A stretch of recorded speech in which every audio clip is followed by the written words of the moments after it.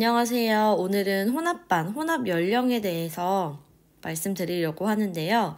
어쩔 수 없이 어린이집에서 반 구성을 하다 보면 혼합반이 생겨요. 영아든 유아든 혼합반이 생기는데 이럴 때 선생님들이 아무래도 혼합 연령은 어렵다라는 인식도 있으시고 실제로 조금 더 많이 신경이 쓰이는 부분이기도 하죠. 혼합 연령으로 구성된 반은.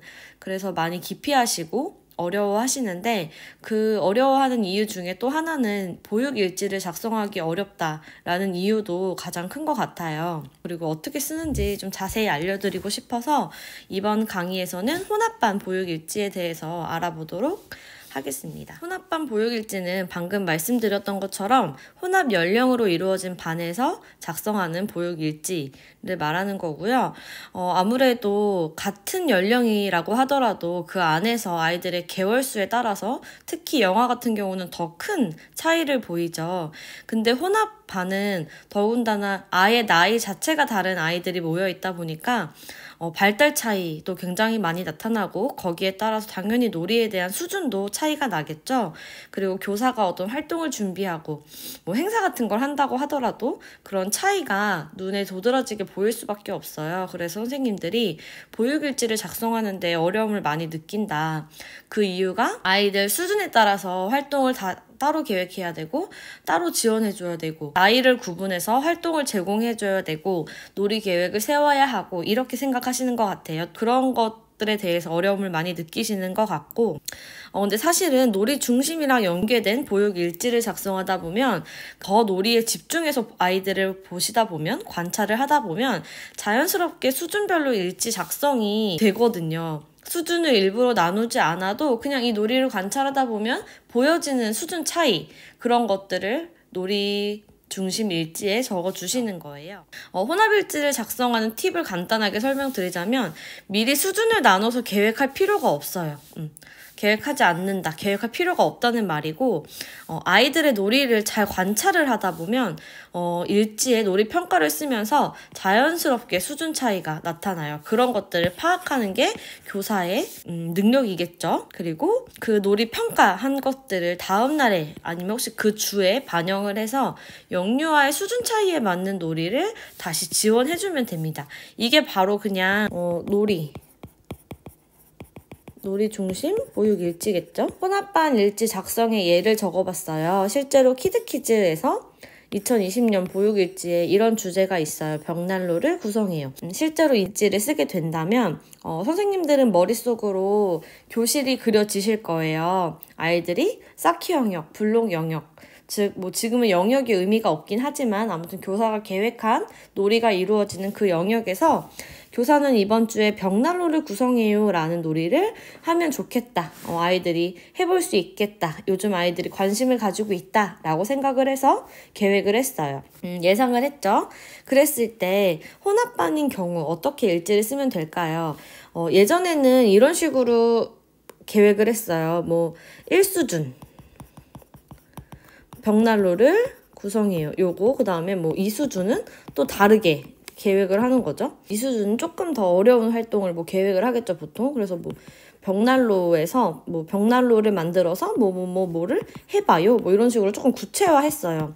이런 식으로 1수준, 2수준 두 가지를 정해서 아이들의 수준을 나눈 계획 자체를 2개를 했었는데 지금은 아까 말씀드렸던 것처럼 수준을 굳이 나누어서 계획을 하지 않아도 된다라고 했잖아요. 그래서 그냥 벽난로를 구성해요. 하나만 계획을 한 거예요. 수준을 나누지 않았는데 어떻게 아이들의 수준 차이나 다음날 계획을 어떻게 하는지 한번 살펴보실게요. 월요일날 교사가 벽난로를 구성해요 라는 놀이를 예상을 하고 블록 영역에 벽난로 그림을 붙여놓고 여러 가지 블록 만들 수 있는 블록을 준비를 했겠죠. 교실 상황을 머릿속으로 상상하시면서 들어보세요. 그렇게 해놨어요. 그래서 유아반 아이들이 벽난로 그림을 보면서 관심을 가지고 벽난로를 구성을 하게 된 거예요. 그런 활동일 때 교사가 미리 벽난로 그림 자료를 준비해줬더니 아이들이 그걸 보면서 벽난로를 구성해보는 놀이를 했어요. 그리고 되게 집중해서 참여를 잘 했다. 근데 벽난로를 구성하는 과정을 잘 보니까 7세 아이들은 벽난로를 구성하는 게 당연히 모양도 조금 다르겠고 다른 모습을 보일 거잖아요. 당연히 연령의 차이가 나니까. 그럴 때 교사가 그 놀이를 잘 관찰을 하다 보니까 7세 아이들은 놀이를 더 확장시키고 벽난로를 막 더 크게 만들고 싶어 하고 이런 모습을 본 거예요. 그랬을 때 교사는 벽난로 구성하기를 계획을 하긴 했지만 이 놀이를 관찰을 하다 보니까 7세 아이들한테는 조금 더 다양한 블록, 다양한 모양의 블록 조금 더 추가해서 뭔가를 지원을 해주면 이 벽난로 구성하기가 더 확장되고 다른 놀이랑 연계될 수도 있고 아이들이 어쨌든 더 몰입하고 더 즐겁게 놀이를 할 수 있을 것 같다는 모습을 본 거예요. 그리고 생각을 한 거고 그런 생각들이 결국 놀이 중심에서 원하는 놀이에 대한 평가거든요. 그래서 교사가 이렇게 생각을 해서 더 다양한 블록을 준비해줘야겠다라고 했어요. 자연스럽게 이 교사는 놀이 활동을 하나밖에 계획하지 않았지만 그 다음 날에는 2가지 수준으로 좀 나누어서 제공을 해준 거나 마찬가지인 거예요. 그래서 벽난로를 구성해요 라는 한 가지 주제지만 결국엔 그 안에서는 조금 더 구체화된 놀이를 교사가 보고 지원을 해준 게 된 거죠.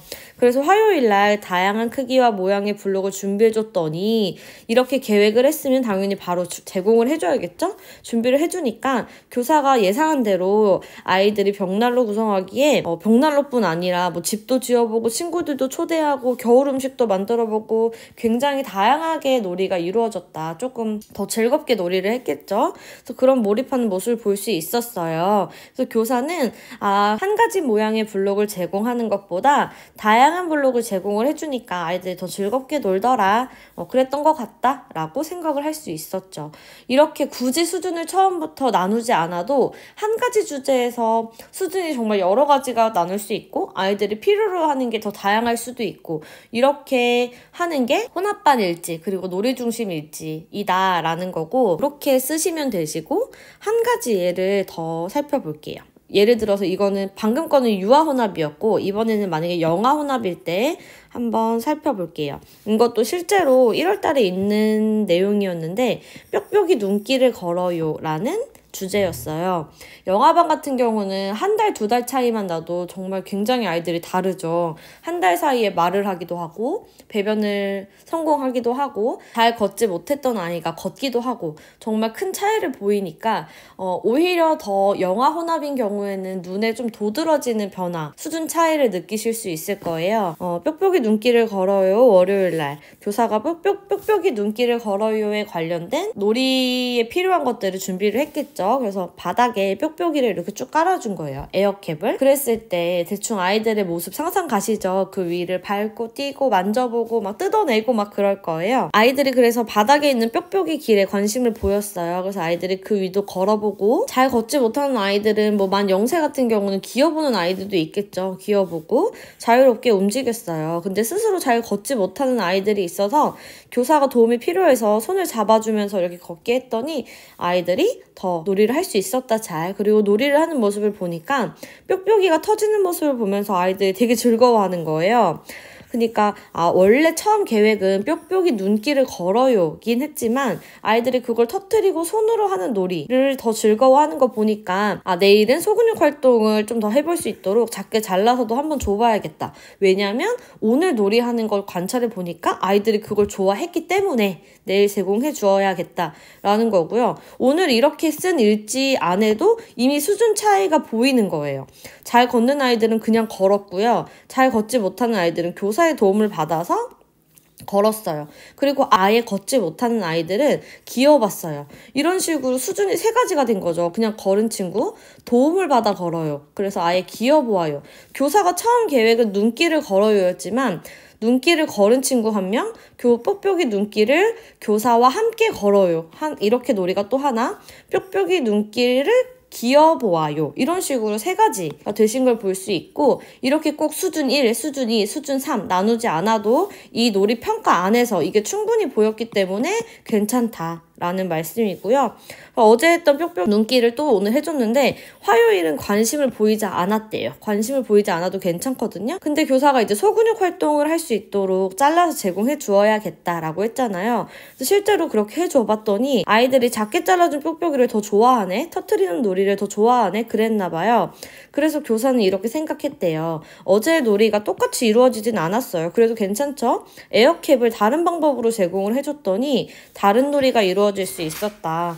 같은 놀이라도 교사가 어떻게 제공을 해주느냐에 따라서 아이들이 놀이가 달라지고 흥미를 보이는 모습도 달라진다는 거 이렇게 알 수 있을 것 같아요. 이런 식으로 두 가지 영화반이랑 유아반 두 개를 해보니까 대충 어떻게 써야 되는지 감이 잡히실 것 같아요. 제일 중요한 건 굳이 수준을 나누지 않아도 된다는 거. 그리고 두 번째로 중요한 건 어쨌든 애들의 놀이를 정말 면밀히 관찰을 해야 이 자연스럽게 수준이 나누어질 수 있거든요. 그래서 그 부분을 좀 신경 쓰시면서 쓰시면 혼합반 일지도 어렵지 않게 쓰실 수 있을 것 같아요.